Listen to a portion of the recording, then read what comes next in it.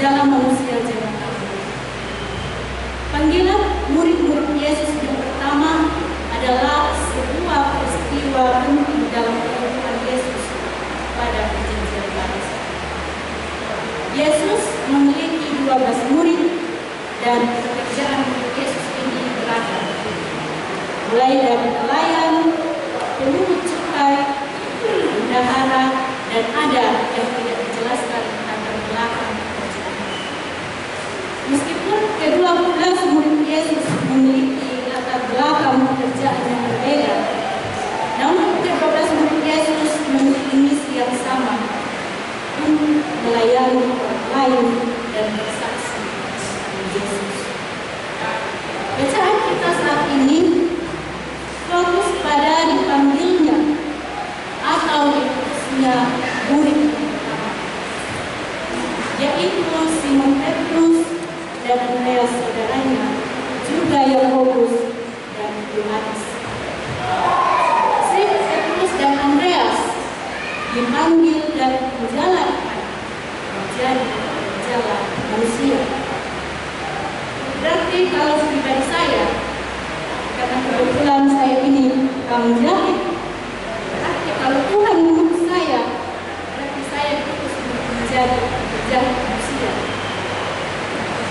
Iya. Berarti kalau ada pedagang, kerjaannya pedagang, berarti kalau diutus oleh Tuhan menjadi pedagang manusia.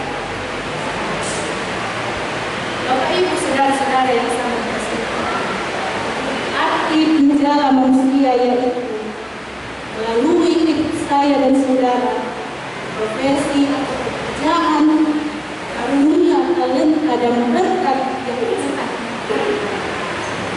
pakai menjadi sukses, sehingga orang lain akan datang dan percaya pada Tuhan Yesus. Itu artinya menjadi penjala manusia zaman sekarang adalah menjadi saksi Kristus. Tidak lagi keliling kota mengikuti Yesus mengajar. Menjadi penjala manusia tidak harus menjadi pelayan di dalam gereja, tidak harus menjadi majelis, tidak harus sekolah pendeta, tapi menjadi penjala manusia adalah menjadi pelayan Tuhan, menjadi saksi Kristus di dalam rumah, kerja, dalam dunia usaha, dalam kota dan bangsa yang ada di kita. Esensinya, dimanapun kita berada, saya dan saudara harus menjadi saksi Kristus. Bagaimana tempat kerja bisa menjadi tempat saya dan saudara menjadi saksi Kristus atau menjadi penjala manusia?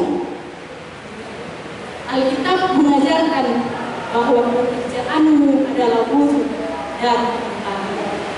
Pekerjaanmu adalah wujud dari Tuhan. Dalam kitab Roma berkata, karena itu saudara-saudara, demi kemurahan Allah aku menasihatkan kamu, persembahkanlah dirimu sebagai persembahan hidup yang kudus, yang berkenan kepada Allah. Itu adalah ibadah yang sejati. Banyak orang memisahkan sekuler dan rohani. Kalau saya dan saudara mengerti ayat ini, maka saya dan saudara tidak akan bekerja sembarangan. Karena pekerjaan adalah wujud Tuhan. Banyak orang yang rohani ketika di dalam gereja, tetapi korupsi dalam pekerjaan. Saudara-saudara, saya dan saudara tidak akan bekerja salah jika mengerti bahwa pekerjaan adalah wujud dari Tuhan.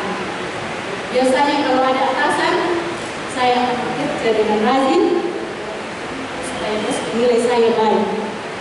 Jika bos tidak ada, saya akan bekerja salah-salah, bahkan biasanya saya akan menunda-nunda. Mari saya dan saudara mengubah pola pikir bahwa pekerjaan adalah wujud kenikmatan, sehingga ketika saya dan saudara bekerja, saya selalu mencerminkan kasih dan menjadi saksi Kristus. Lalu bagaimana menjadi saksi Kristus dalam hubungan orang tua? Jadilah suami yang berfungsi. Bukan hanya kau cara menjadi nabi, tapi bagaimana suami membawa Tuhan masuk ke dalam hati, menceritakan kebaikan-kebaikan Tuhan, menjadi contoh dan teladan di dalam menjadi teladan dalam hidup. Suami yang hidup menjadi saksi Kristus akan menerima upah surgawi plus upah duniawi. Dia pun tidak menjadi kaya, dia pun tidak menjadi orang yang kaya raya, tapi kesehatan untuk keluarga, keberhasilan anak-anak itu adalah bagian dari upah yang dipercayakan. Juga cara menghadapi istri adalah berkat kepada suami dalam rumah tangga. Istri mengomel, cukup diam. Karena kalau dijawab yang tadinya cuma selembar masalahnya bisa menjadi kecil-kecil. Ini juga menjadi renungan bagi para perempuan agar tidak suka mengomel di dalam rumah tangga. Karena kitab Ibrani berkata, marilah senantiasa mempersembahkan korban syukur kepada Allah, yaitu ucapan bibir yang memuliakan namanya. Ibu, jangan suka mengomel, karena cara mengucap syukur kepada Tuhan adalah memuliakan Tuhan melalui ucapan bibir. Mengomel itu bukan ucapan syukur. Meskipun penghasilan suami kurang, saya dan saudara diajar mengucap syukur melalui ucapan bibir. Jadi kalau mengomel berarti tidak mensyukuri berkat Tuhan.